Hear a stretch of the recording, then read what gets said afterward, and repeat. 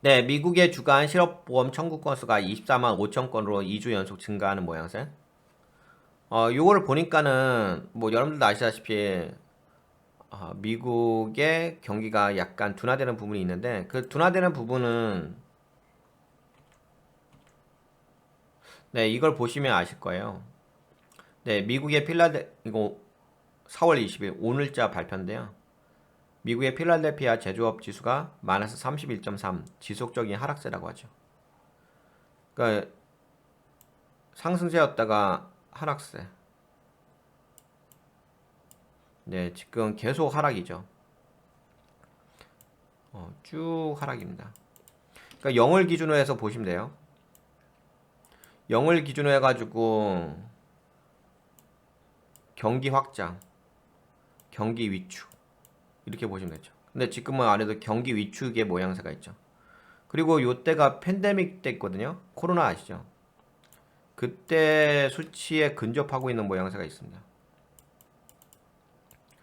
그러니까 현재 미국 경제가 그렇게 녹록하지는 않다라고 보시면 될 것 같죠. 아무래도 그 금리 인상을 하면서 긍정적인 부분도 있고 부정적인 부분이 있는데 긍정적인 부분은 물가가 많이 상승했잖아요. 그 부분을 좀 잡으려고 물가를 안정시키려고 금리를 올리는 것은 긍정적인 면이긴 한데 뭐 그러므로 해서 경기가 둔화되는 부분도 있거든요. 그런 부분은 이제 네, 부정적인 요소죠. 근데 이제 연준에서 금리를 올리는 데 있어서 경기 둔화까지 다 고려하면서 이제 금리를 올리는 부분이거든요. 그래서 여하튼간에 지금 보시다시피 네, 미국의 필라델피아 제조업 지수가 이렇게 좀 하락세를 이어가고 있다는 부분. 그래서 이제 뭐 많은 전문가분들이 예측을 하잖아요. 하반기 때 경기 침체가 올 수가 있다. 네, 그런 얘기를 하고 있으니까 네, 경제 지표를 계속 보다 보면은 뭐 이거 말고라도 뭐 이전에 경제 지표 다 보여드렸으니까. 근데 오늘은 요거 보여드린 거고. 그 다음에 하나만 더 보여드린다면은 네, 미국의 경기 선행지수 있거든요. 네, 여러분들 경기 선행지수는 아시죠? 네, 이것도 이제 다 전망치잖아요. 네, 이전은 네, 0점 이거 전월 대비입니다.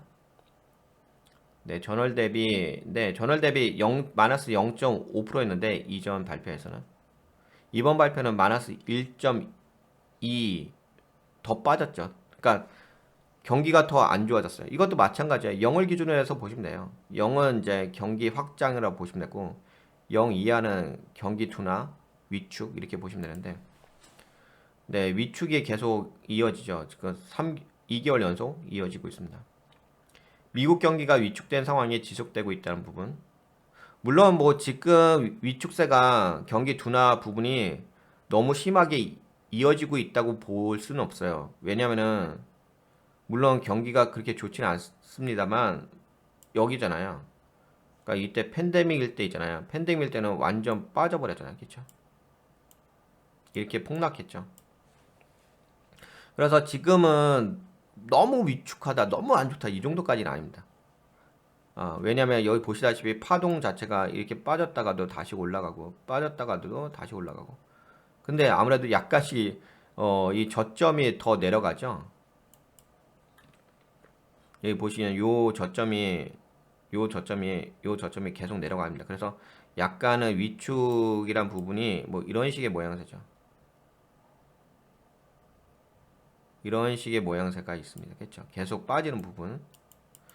경기 선행지수입니다. 그래서 여튼간에 경기 둔화가 이루어지고 있다. 물론 본격적이라고 보기는 어렵습니다. 제가 보기에는 경기 둔화가 본격적으로 이루어지는 것은 하반기 때. 그래서 제가 계속 말씀드렸잖아요. 하반기 때 폭락장이 올 것 같다라고 계속 말씀했죠. 하지만 그래도 상반기는 긍정적으로 주식에다가 투자하는 것에 대해서는 전 긍정적으로 본다 이렇게 말씀드렸었고 다만 이제 제가 어제부터 그런 말씀드렸잖아요. 어제부터 어떤 말씀을 드렸냐면 지금 최근에 미국 증시와 국내 증시가 상승을 계속 이어갔었죠. 네, 보시다시피 뭐 S&P 500을 기준으로 해서 말씀드릴게요. 네, S&P 500도 이렇게 상승 추세를 유지했었고, 아니면 뭐 유럽 증시가 가장 좋죠. 유럽이 경제가 가장 좋거든요. 여러분들 그 간혹 가다가 일부 매체에서 어 유럽의 경제가 안 좋다고 얘기를 하는데 그거는 잘못된 정보죠.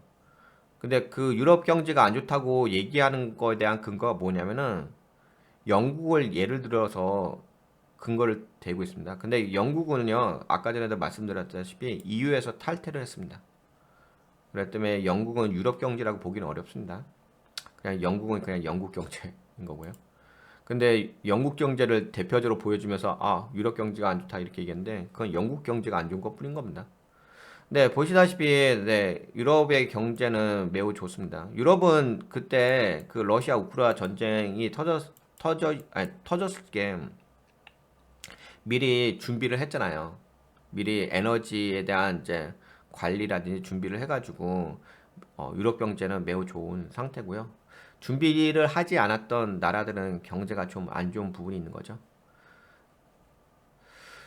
네, 여하튼 간에 뭐 그동안 유럽 지수가 좀 올라오긴 했어요. 그리고 미국의 증시도 어느 정도 상승 추세를 유지한 부분이 있었고요. 그렇죠? 뭐 우리나라 증시도 많이 좀 올라왔죠. 특히 뭐 예를 들어서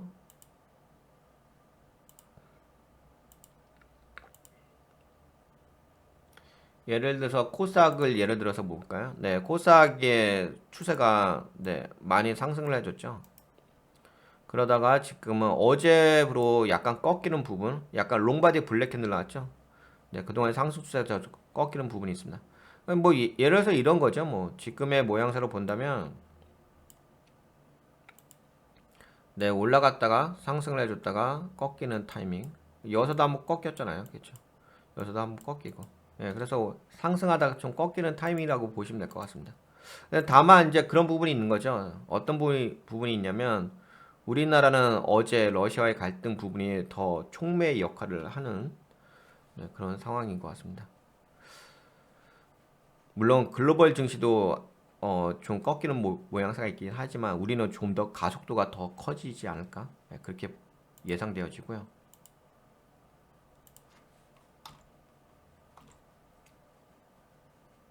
여기까지만 좀 얘기해드리면 약간 그 아까 전에 말씀드렸던 뭐 미국의 주간 실업보험 청구 건수가 뭐 증가하는 부분, 그렇죠? 당연히 뭐 미국의 실업보험 청구 건수가 증가하면 좋지는 않죠. 근데 이건 어쩔 수 없죠. 왜냐면 물가 둔화를 그러니까 물가를 안정시키기 위해서 이런 부분을 좀 유도하는 부분도 있긴 하거든요. 근데 여튼간에 뭐 금리 인상이란 부분이 부작용이란 부분도 존재하는 거니까.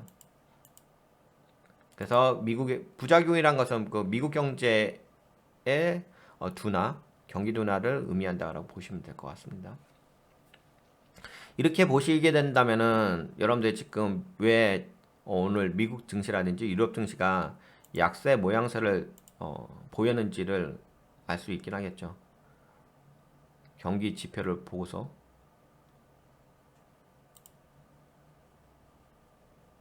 네, 지금 보시다시피 네, 유럽 증시도 약간 빠지고 많이 빠진 건 아닌데 약간 빠졌어. 네, 미국 증시도 지금 빠진 상태고요.